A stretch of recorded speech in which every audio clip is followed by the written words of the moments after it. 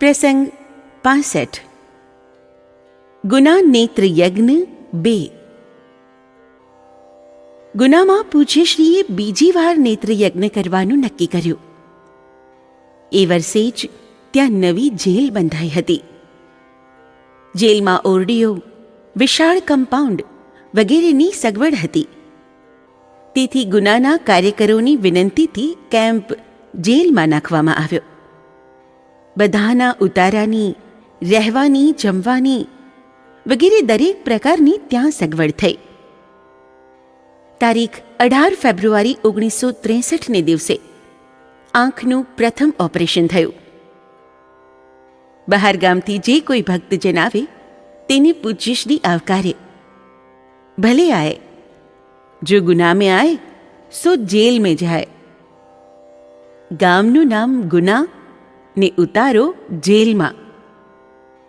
પૂજ્યશ્રી ધીરે રહીને समझावे, गुना यानी अपराध. जब तक अहम मिश्रित शुभाशुभ कार्य करके हम उसमें आसक्ति और उसके फल की इच्छा रखते रहेंगे, तब तक जेल में यानी जगत में आना ही पड़ेगा. जेल से बचना चाहते हो तो निष्काम भाव से कर्म करो. सांगो पांग पार उतरो तो भगवत कृपा से जेलर बन जाओगे.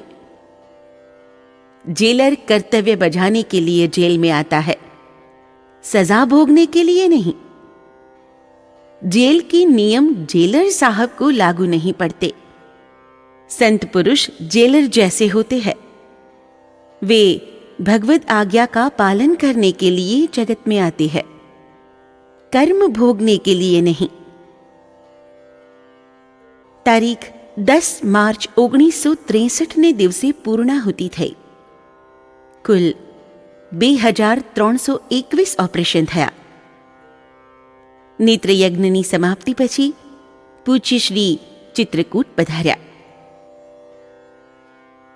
चित्रकूट में एक वक्त प्रवचन दरमियान पूज्यश्रीए कहूं, जब हिंदुस्तान में रेल नहीं चलती थी तब मैंने पैदल चलकर पूरे हिंदुस्तान की परिक्रमा की थी. भारत की आबादी उस समय 3 करोड़ की थी. बहुत वर्ष पहले एक बार मैं वीरपुर गया था. वहां पर जला बाबा साधु संत का बड़ा आदर करते थे. उन्होंने मुझे भोजन लेने के लिए कहा. मैंने कहा, भगत जी, मैं दूसरों के हाथ का बना भोजन नहीं पाता हूं. भगत जी ने अपनी झोली में से एक रोटी निकालकर मुझे दी और कहा, यह भगवान राम की प्रसादी है. मैंने रोटी को मस्तक से छुआ और बताया, भगत जी, मैं घी नहीं खाता हूं, पर प्रसाद समझकर इसे जरूर लूंगा. तुरंत भगत जी ने झोली में से सूखी रोटी निकालकर मुझे दी. मैंने बहुत प्रेम से वह रोटी खाई थी. चित्रकूट थी ઝરિયા પધાર્યા.